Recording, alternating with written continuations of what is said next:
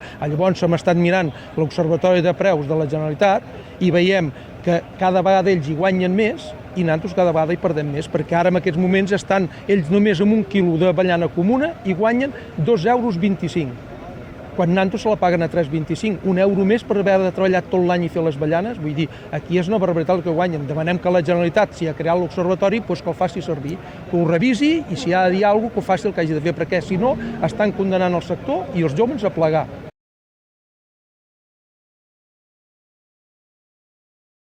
Que l'agroindústria només pensa fer beneficis a costa de rebaixar els preus en el productor, en aquest cas el primer escalaó de tota la cadena.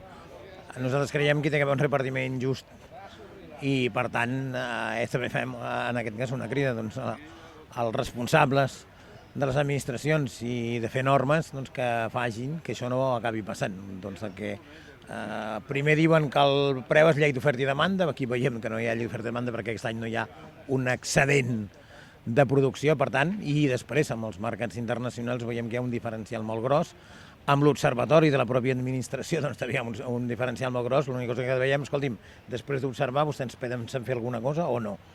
I el que acabem dient és que la gent no pot acabar dient sempre estan a expenses de que l'any que tinc collita em baixen el preu i l'any que no tinc collita també m'hi fiquen tots els costos. Per tant, jo sempre acabo perdent i en aquest cas les empreses sempre acaben guanyant. Nosaltres creiem que estem intentant que tots i acabem visquent d'això i realment si ens creiem el futur d'aquest país no hi ha prou de paraules, sinó el que volem són fets.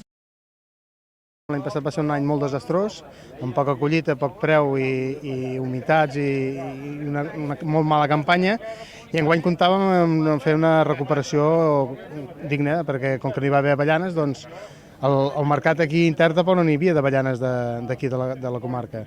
Llavors, esclar, el que comptàvem és que hi sortís un preu acord amb que està a tota la resta d'Europa, i aquí ens trobem que estem molt més baixos i no entenem el per què. No té cap explicació de cap manera. Vull dir, estem anant amb uns preus els més baratos de tota Europa i no s'entén. I això és una qüestió que ja s'ha d'acabar perquè ja estem descapitalitzats, desanimats i a última hora estem plegant avellanes i al final no sabem en quin preu l'han de vendre al final.